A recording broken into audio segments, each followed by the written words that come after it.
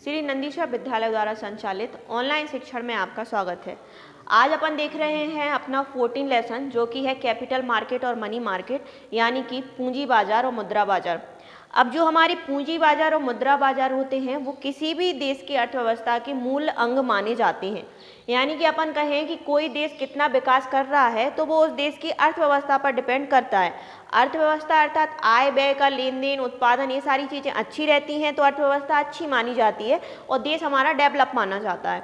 अब यहाँ पर देखें कि जो हमारा पूंजी बाजार और मुद्रा बाजार है उसको अर्थव्यवस्था के अंग कहे गए हैं, क्योंकि जो पूंजी बाजार होता है यानी कि हमारा जो कैपिटल मार्केट है उसके अंतर्गत क्या किया जाता है। जो पूंजी बाजार होता है वह व्यवसायों को, इवन बैंक को, सरकार को, संस्थाओं को दीर्घकाल के लिए ऋण प्रदान करती है। वहीं हम मुद्रा बाजार की बात करें तो जो हमारा मुद्रा बाजार होता है वह अल्प समय के लिए अर्थात बहुत कम अवधि के लिए ऋण प्रदान करती है, तो वो हमारा मुद्रा बाजार है। अभी अपन को यहाँ पर पढ़ना है पूंजी बाजार के बारे में। तो पूंजी बाजार से आता है ऐसे बाजार से होता है जिसके अंतर्गत दीर्घकालीन ऋण प्रदान किया जाता है।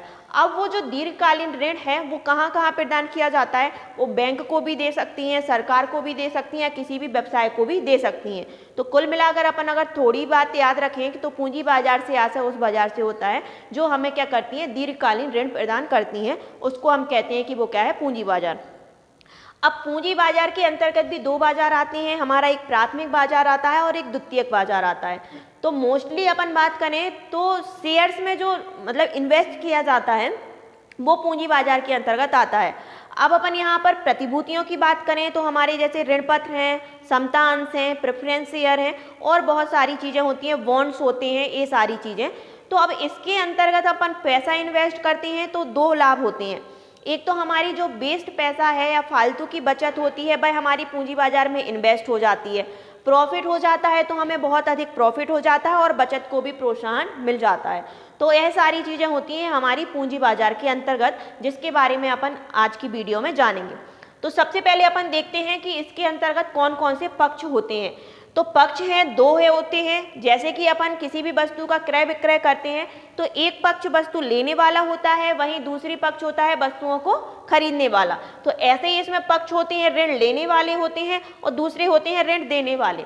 तो अब ऋण लेने वालों का मतलब ये होता है किसी भी व्यापार के लिए, किसी भी उद्योग के लिए, किसी भी व्यावसायिक संस्था के लिए, इवन सरकार के लिए भी इसमें ऋण प्रदान किया जाता है। तो ये हुए हमारे ऋण लेने वाले।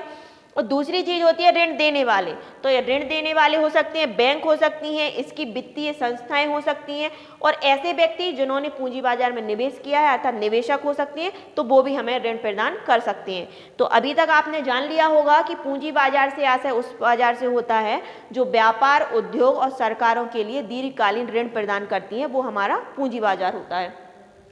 अब अपन यहाँ पर देखते हैं कि पूंजी बाजार की कौन कौन सी विशेषताएं होती हैं। तो सबसे पहले होता है कि वित्तीय बाजार का प्रमुख अंग। तो अभी अपन यहाँ पर कहेंगे कि जो पूंजी बाजार होता है उसको वित्तीय बाजार का प्रमुख अंग कहा गया है। कि पहली बात तो ये अर्थव्यवस्था का प्रमुख अंग माना जाता है।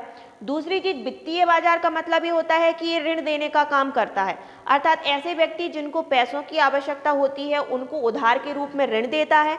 ऐसे व्यक्ति जिनके पास एक्सेस में पैसा है, ज़्यादा पैसा है, उनके पैसों को मतलब कि स्टोर करके रखता है यानी कि प्रतिभूतियों में।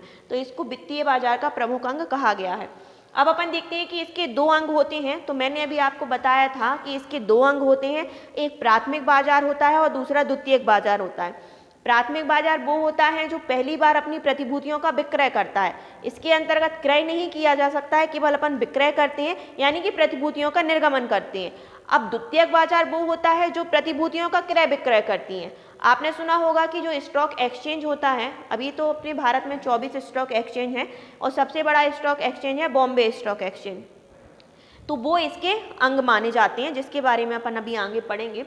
अब इसके दो स्वरूप होते हैं, एक तो होता है हमारा संगठित बाजार और दूसरा होता है असंगठित बाजार। संगठित बाजार के अंतर्गत आते हैं बैंक, वित्तीय संस्थाएं, ये सारी चीज़ें आती हैं। और असंगठित बाजार के अंतर्गत हमारे साहूकार आते हैं जो हमें ऋण देने का काम करते हैं। चौथा हुआ पूंजी निर्माण में सहायक। तो अभी अपन ने देखा कि जो हमारा जो पूंजी बाजार होता है उसके माध्यम से पूंजी निर्माण में सहायता मिलती है। ऐसे व्यक्ति जिनके पास बहुत अधिक मात्रा में पैसा है वो क्या करते हैं, शेयर मार्केट में अपना पैसा लगाते हैं। तो एक पैसा जो उनका बेस्ड रखा था वो शेयर मार्केट में अर्थात पूंजी बाजार में लगता है द्वितीयक बाजार के अंतर्गत, जिसमें अपन शेयर्स वगैरह कुछ भी चीज़ें खरीद सकते हैं। तो इससे अर्थव्यवस्था का भी विकास होता है, देश में पूंजी का भी निर्माण होता है और ऐसे उद्योग व्यापार जिनको पूंजी की आवश्यकता होती है वो यहाँ से ऋण भी ले सकते हैं। तो अभी अपन ने देखा पूंजी बाजार की विशेषताएं और पूंजी बाजार के कौन कौन से पक्ष होते हैं। अब अपन देखते हैं कि पूंजी बाजार का महत्व क्या होता है, यानी कि किसी भी देश की अर्थव्यवस्था में जो पूंजी बाजार होता है जो हमें ऋण देने का काम करता है, हमारी बचतों को प्रोत्साहन देता है, उसका महत्व क्या होता है। तो सबसे पहला होता है निधि उपलब्ध कराना। अब क्या होता है पूंजी बाजार के अंतर्गत अपन जैसे देखते हैं कि एक बैंक होता है, तो बैंक के बारे में आपने 11वीं में पढ़ा होगा, लोगों की बचतों को जमा करता है, जिनको आवश्यकता होती है उन्हें उधार देता है। वैसे ही होता है एक पूंजी बाजार जिसके अंतर्गत व्यक्ति क्या करते हैं, शेयर्स में पैसे लगाते हैं। जैसे कोई इक्विटी शेयर्स होते हैं जो हमारे समतांश होते हैं, कंपनी के शेयर्स रहते हैं, उनमें पैसे लगाते हैं। अब पैसे लगाएंगे तो उनके पास पैसा इकट्ठा होगा जो पूंजी बाजार की बात, फिर पूंजी बाजार क्या करती है, उसी पैसों को ऐसे व्यक्तियों को जिनको आवश्यकता होती है उनको व्यवसाय संचालित करने के लिए उपलब्ध कराती है। तो सबसे पहला पॉइंट क्या होता है, ये निधि उपलब्ध कराती है अर्थात पैसा उपलब्ध कराती है। दूसरा देखते हैं हम औद्योगिक विकास में सहायक। इसका मतलब ये होता है कि कोई भी उद्योग है, कोई नया उद्योग संचालित करना चाहता है या फिर कोई ऐसे उद्योग जो पहले से ही संचालित हैं, उनके लिए अगर पैसों की आवश्यकता होती है अर्थात ऋण उनको लेना है तो पूंजी बाजार उनके लिए भी ऋण उपलब्ध कराता है। अब बहुत से व्यवसाय होते हैं जो पैसों की कमी के कारण संचालित नहीं किए जा सकते हैं, क्योंकि पैसा ही नहीं है तो हम उद्योगों को कैसे संचालित करेंगे। तो उन सारी चीज़ों में भी हमारा पूंजी बाजार उद्योगों का विकास करने में, जो कि हमारे अर्थव्यवस्था का मूल आधार माने जाते हैं, उनका विकास करने में सहायक होते हैं। तीसरा हम देखें पूंजी निर्माण, तो ये अपन अभी पहले भी जान चुके हैं कि जो हमारा पूंजी बाजार होता है वो पूंजी निर्माण करने में सहायक प्रदान करता है। यानी कि देश की जनसंख्या जिसके पास पैसा है, अब लेकिन पैसा तो हमारे पास घर पे पड़ा हुआ है तो उसका तो कोई भी यूज नहीं है। अब उसी पैसे को आप बैंक में भी लगा सकते हैं तो कम ब्याज दर पर आपको पैसा मतलब ब्याज मिल जाता है। लेकिन अगर बात करें शेयर्स में लगाने की तो आपको प्रॉफिट बहुत ज़्यादा हो सकता है, तो उससे देश में क्या होता है, पूंजी निर्माण भी धीरे धीरे बढ़ता जाता है। लास्ट देखते हैं नकदी की उपलब्धता। अब इसका मतलब ये होता है कि मान लीजिए आपने शेयर्स में पैसे इन्वेस्ट करे हैं, तो आपका मान लीजिए 1 लाख रुपए शेयर्स में लग गया। अब आपको ज़रूरत है पैसों की, तो आप क्या कर सकते हैं, उन्हीं 1 लाख रुपए के शेयर्स को दूसरे व्यक्तियों को हाल ही बेच सकते हैं। तो आप जब शेयर्स को बेचेंगे दूसरे व्यक्ति तक तो आपको नगद आसानी से उपलब्ध हो जाएगा।